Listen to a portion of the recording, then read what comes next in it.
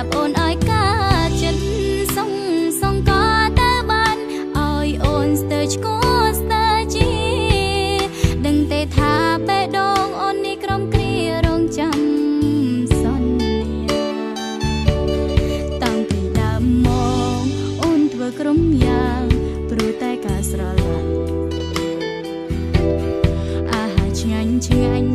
របបល្អកណ្ដោបងមុនគេអ្វីដែលរូបបងថាចង់បានអូនមិនដែលប្រកែកមិនដែលមានពីថាទេបងថាមនុស្សបងចង់ក្បែរគឺជារៀមរាអងវម៉ែឲ្យគាត់លោកក៏យន់តុងក្រានធ្វើជាតន់ទៅរកស៊ីជាមួយថ្លៃម៉ែក៏ព្រមក៏ធ្វើតាមសម្ដីតែអ្នកបដូរផ្លាស់ថ្មីគឺស្រចរណៃបំពេញសន្យា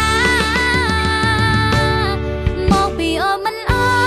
ឬរូបអូនក៏ឬបងសាវ៉ាស្ងាត់លឺសំឡេងភ្លេងការគេជាអ្នកណាអស្ចារ្យយ៉ាងវៃឯណាពីសម្ប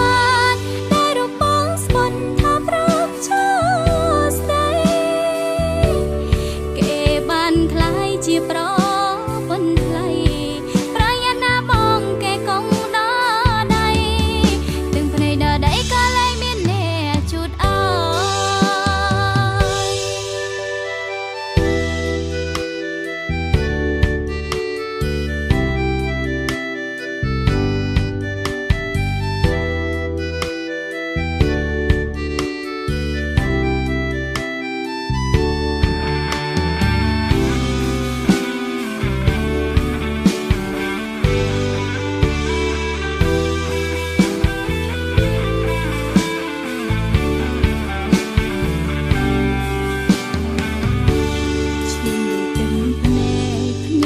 ចងដៃថ្ងៃមុនក៏ជីវ៉ាដៃកាន់ដបស្រាចំនោះបាញ់ផ្កាផ្ទុយពីកូនក្រមុំជូនពរឲ្យបងមានក្តីសុខឈុំក៏ហោឈប់ក្បត់រៀនរស់ធ្វើជាមនុស្សស្មោះតែបើគេក្បត់បងវិញនោះទុកជាវេនកម្មអងវម៉ែឲ្យគាត់លោកក៏យន់តុងក្រានធ្វើជាតន់ទៅរកស៊ីជាមួយថ្លៃម៉ែក៏ព្រមគាត់ធ្វើតាមសម្ដីតែអ្នកបដូរផ្លាស់ថ្មីគឺស្រចរណៃបំពេញសន្យាមកពីអូនមិនអឬរូបអូនក៏ឬបងសាវ៉ាស្ងាត់លឺសំឡេងភ្លេងការគេជាអ្នកណាអស្ចារ្យយ៉ាងវៃឯណាពីសម្បត្តិតែរូបបងស្ពន់ថាព្រមចូលស្ដីគេបានคล้ายជាប្រពន្ធថ្លៃ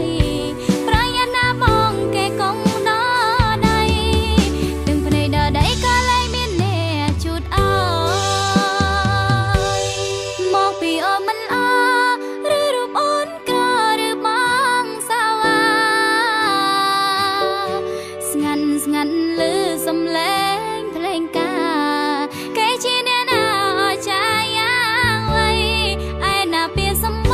ត្តិតែរូបបងស្ពន់ថាព្រមចូលស្ដី